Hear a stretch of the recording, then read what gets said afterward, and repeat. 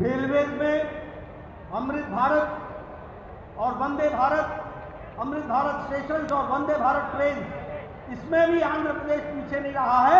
नए नए रूट के वंदे भारत ट्रेन चली है और उसको भी विकास के साथ जोड़ा है।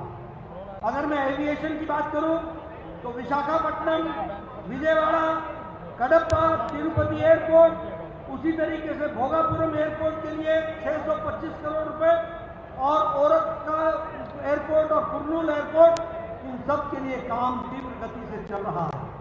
मैं यहां यह भी बताना चाहूंगा कि हेल्थ में हमारे 7 ऐसे नए हॉस्पिटल्स तैयार हुए, 17 नए मेडिकल कॉलेज आंध्र प्रदेश को दिए गए हैं और लगभग 1 करोड़ 20 लाख लोगों को आयुष्मान भारत से जोड़ा गया है। अगर मैं कैपिटल की बात करूं अमरावती, तो अमरावती के लिए 15,000 करोड़ रुपए कैपिटल कंस्ट्रक्शन के लिए दिया गया, 11,000 करोड़ रुपए हुडको से आपको दिलाया गया और उसी तरीके से नया railway zone south, central south, coastal railway ये भी आपको मिला है। इस तरीके से मुख्य धारा में शामिल होने का काम प्रधानमंत्री मोदी जी के नेतृत्व में हुआ है। మిత్రులారా, రైల్వే నిర్మాణం గురించి వస్తే అమృత్ భారత్ పేరుతో ఈ రాష్ట్రంలో ఉంటున్న రైల్వే స్టేషన్ల నిర్మాణమే కాకుండా వందే భారత్ పేరుతో ఒక అద్భుతమైన రైల్వేలు కూడా రాష్ట్రంలో పలు చోట్ల నుంచి పలు ప్రాంతాలకి నడుస్తున్న విషయం మీకు తెలుసు. అదేవిధంగా ఏవియేషన్ కి విమానాశ్రయాల గురించి వస్తే ఈ రాష్ట్రంలో అనేక విమానాశ్రయాలను అభివృద్ధి చేశారు. విశాఖపట్నం కానీ, విజయవాడ కానీ, కడప కానీ, తిరుపతి లాంటి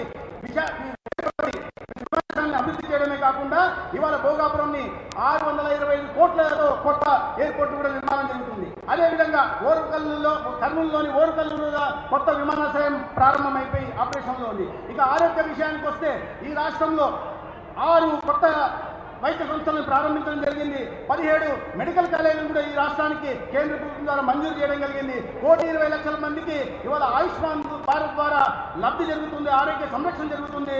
అదే సందర్భంలో ఈ అమరావతిలో రాజధాని నిర్మాణానికి కట్టుబడి ఉన్నామని సంకేతాన్ని ఇస్తూ 15,000 కోట్లు వరల్డ్ బ్యాంక్ నుంచి రుణం తీసుకొని దాని రాష్ట్రానికి గ్రాంట్ రూపంలో ఇవ్వడం కానీ, లేదా ఆడుకో నుంచి 11,000 రూపాయల్ని రుణ రూపంలో అందించి ఇవాళ రాష్ట్రాన్ని, రాజధాని నిర్మాణాన్ని దిశగా కూడా ప్రయత్నం చేశాం. అదే సమయంలో ముఖ్యంగా విశాఖ ప్రాంతంలో మేము ఇచ్చిన హామీ మేరకు ఇవాళ దక్షిణ కోస్తా ప్రాంతంలో కొత్త రైల్వే జోన్ను కూడా ప్రారంభించి ఇవాళ పనులు కూడా వేగంగా నడుస్తున్నాయి. జీఎంల వల్ల నియామకాలు కూడా ఏర్పాటైపోయాయి. अगर मैं मेगा प्रोजेक्ट्स की बात करूं तो 1,85,000 करोड़ रुपए, 1,85,000 crore have been decided for NGEL green hydrogen और ये पुडी मडक्का में इसके लिए सैंक्शन हुआ है। उसी तरीके से बल्क ट्रक पार्क के लिए 2,000 करोड़ रुपीस नाकापल्ली में उसके लिए सैंक्शन हुआ है। और आपको सबसे खुशी की बात बताना चाहता हूं कि सेमीकंडक्टर मैन्युफैक्चरिंग फैसिलिटी के लिए 468 करोड़ रुपए को अभी यूनियन कैबिनेट ने आंध्र प्रदेश के लिए सैंक्शन करके दिया है। इसको भी हमको ध्यान में रखना चाहिए। मित्रों, मैं आपका ज्यादा समय नहीं लूंगा, मैं खाली आपको बताना चाहता हूं, आप कार्यकर्ता जनता के बीच में आंध्र प्रदेश में गांव-गांव, घर-घर, हर घर ये संदेश दीजिए कि जब YRCP की सरकार थी तो अंधकार था, we were rushing towards death trap. It was a government of non-performance, it was a government of non-governance, it was full of corruption. और आज मोदी जी के नेतृत्व में जब NDA की सरकार आंध्र प्रदेश में चल रही है तो हम उजाले की ओर बढ़ रहे हैं। We are going towards the brightness, we are going towards the development. और मैंने आपके सामने डेवलपमेंट की सारी सूची आपके सामने रखी है। We should understand, हमें ये समझ लेना चाहिए, राजनीति, पॉलिटिक्स, पॉलिटिकल पार्टी वो लोगों के लिए है, वो जनता के लिए है, वो जनता के विकास के लिए है, वो देश के भले के लिए है। और भारतीय जनता पार्टी मोदी जी के नेतृत्व में एक एक काम, एक एक पल आप कार्यकर्ताओं के, लाखों कार्यकर्ताओं के, करोड़ों कार्यकर्ताओं के मेहनत के कारण हम जनता के सेवा में जुटे हुए हैं और देश को तीव्र गति से आगे बढ़ाने का प्रयास कर रहे हैं।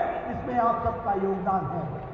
इस यात्रा के लिए मैं फिर से आपको बधाई देता हूं और आपसे निवेदन करता हूं कि इसी जोश के साथ आप आंध्र प्रदेश की धरती पर काम कीजिए। लोगों का आशीर्वाद एनडीए को मिलेगा और मिलता रहेगा और हम एक नहीं बारंबार सरकार में आकर के आंध्र प्रदेश की तेलुगु की जनता की सेवा में लगेंगे। यही मेरा आपसे निवेदन है। बहुत बहुत धन्यवाद। जय भारत, जय आंध्र। और अंत में मैं एक बात और कहूंगा, याद रखना, मोदी के दिल में आंध्र प्रदेश है और आंध्र प्रदेश के दिल में मोदी है। इस बात को भी समझ लेना। इन्हीं शब्दों के साथ बहुत बहुत धन्यवाद। మిత్రులారా, 1,80,00,000 పెట్టుబడితో ఇవాళ గ్రీన్ ఎనర్జీ ప్రాజెక్ట్ వచ్చిన, నందమల్లిలో 2,000 కోట్ల పెట్టుబడితో బల్క్ పార్క్ వచ్చిన, అదేవిధంగా 4,500 కోట్లతో సెమీ కండక్టర్ ఇండస్ట్రీ కూడా